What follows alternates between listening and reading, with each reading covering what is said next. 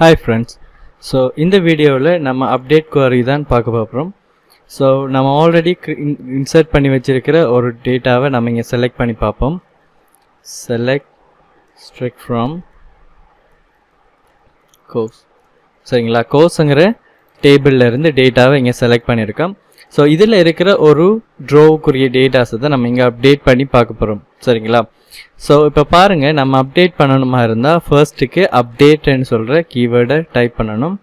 Type பண்ணிட்டு எந்த டேபிள்ல நீங்க அப்டேட் பண்ண போறீங்களோ அந்த டேபிள்ல நீங்க இங்க என்டர் பண்ணனும். So courseங்கற டேபிள்ல நம்ம அப்டேட் பண்ண போறோம்.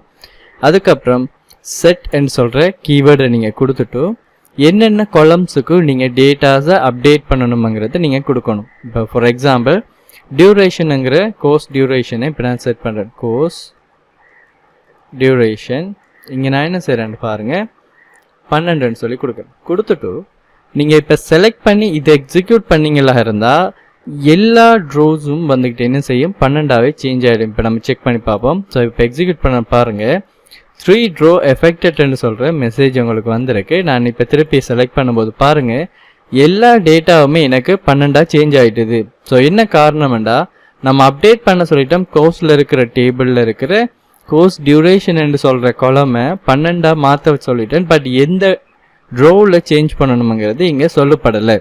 சரிங்களா? அப்ப நான் இங்க என்ன செய்றேன்னு பாருங்க. நான் இப்ப சேஞ்ச் பண்றதுக்கு இப்போ உதாரணமா கோர்ஸ் 2 ன்னு சொல்றேன். நான் 15ஆ சேஞ்ச் பண்றேன். சோ நான் என்ன செய்றேன் 15ஆ சேஞ்ச் பண்ணிட்டு அதுக்கு அப்புறம் நான் என்ன செய்யணும்டா where கண்டிஷன் யூஸ் பண்ணனும். where கண்டிஷன் யூஸ் பண்ணிட்டு நான் என்ன பண்ணனும் இங்க எந்த காலமை இருக்கிற டேட்டாவை நான் வச்சு இங்க அப்டேட் பண்ண போறேன். நான் ஃபர்ஸ்ட்க்கு வந்துட்டு கோர்ஸ் ஐடியை வச்சு அப்டேட் பண்ணி காட்டுன்னு பாருங்க. So course ID 2. அப்ப நான் இங்க பாருங்க இந்த கோர்ஸ் ஐடி என்னது 2. சோ நான் அந்த 2 இருக்கிற அந்த ரோல இருக்கிற கோர்ஸ் டியூரேஷன் மட்டும் சேஞ்ச் ஆன மட்டும் கொடுக்கேன். இப்ப பாருங்க 1 row affected ன்னு சொல்லி வந்திருக்கு. ஏற்கனவே 3 row affected ன்னு சொல்லி வந்திருந்தது. 3 ரோவுல சேஞ்ச் நடந்தது. பட் இங்க உங்களுக்கு 1 row affected ன்னு சொல்லி தான் வந்திருக்கு. இப்ப பாருங்க எக்ஸிக்யூட் பண்றேன். என்ன செய்திருக்கு கோர்ஸ் 2 வந்துட்டு இங்க 15 ன்னு சொல்லி விட வந்திருக்கு. அதே மாதிரி அப்ப கோர்ஸ் ஐடியை மட்டும் வச்சு தான் நீங்க அதாவது நம்மளோட பிரைமரி கீயை வச்சு மட்டும் தான் அப்டேட் பண்ணலாமான்னு கேட்டீங்கன்னா இல்ல நாம என்ன செய்யலாம் நம்ம நேம் வச்சு கூட அப்டேட் பண்ணலாம். இப்ப பாருங்க நான் இத 20ஆ சேஞ்ச் பண்றேன். நான் கோர்ஸ் 3 அப்டேட் பண்ண போறேன். அப்ப நான் கோர்ஸ் 3 அப்டேட் பண்ண போறேன்னா கோர்ஸ் 3 எந்த காலமுக்குள்ள இருக்கு கோர்ஸ் நேமுக்குள்ள இருக்கு. சரிங்களா? கோர்ஸ் _name ன்னு கொடுத்துட்டு இங்க நான் என்ன செய்ய போறேன் சிங்கிள் கொட்டேஷனுக்குள்ள வந்துட்டு கோர்ஸ் ஸ்பேஸ் 3 ன்னு சொல்லி கொடுத்துட்டு எக்ஸிக்யூட் பண்றேன்னு பாருங்க. இங்க உங்களுக்கு row 3 வந்துட்டு அதாவது 1 row affected ன்னு சொல்லி வந்திருக்கு.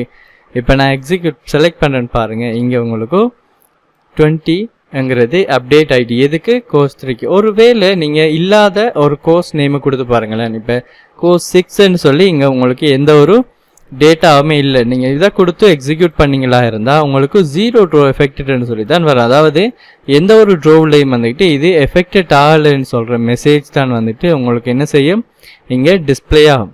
சரிங்களா? அப்ப நல்லா ஞாபகம் வச்சுக்கோங்க அப்டேட்னு சொல்ற கீவேர்டை யூஸ் பண்ணிட்டு அதுக்கப்புறம் நீங்க என்ன செய்யணும்னு சொல்லி பாத்தீங்களா இருந்தா செட் ன்னு சொல்ற கோர்ஸ் அதாவது உங்களோட டேபிள் நேமை கொடுத்துட்டு அடுத்தது உங்களோட கோர்ஸ் செட் பண்றதுக்கு என்னென்ன டேட்டா செட் பண்ண போறீங்களோ அது எல்லாமே நீங்க இங்க கொடுக்கணும்.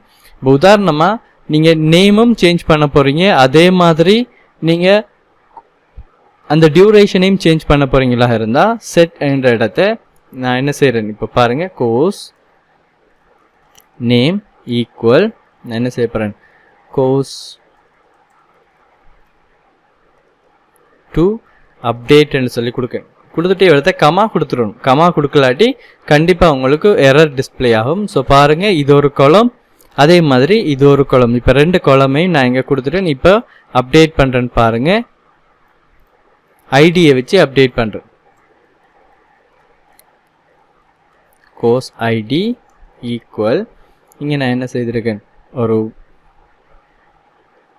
2 நான் கொடுக்கணும். ஏன் 2 தான் கோர்ஸ் 2க்குரியது. நான் இப்போ இதை செலக்ட் பண்ணிட்டு அப்டேட் பண்றேன்னு பாருங்க அப்டேட் ஆயிட்டு இப்போ நமக்கு 1 row affected னா வந்திருக்கு. ஆனா 2 columnல வந்துட்டு நமக்கு சேஞ்ச் ஆயிருக்கும் பாருங்க. இங்க பாருங்க 2 கொடுத்திருந்தேன். 2ல course to update ன்னு சொல்லி வந்திருக்கு. நான் கொடுத்த 20 இங்க நமக்கு 20 டிஸ்ப்ளே ஆயிருக்கு.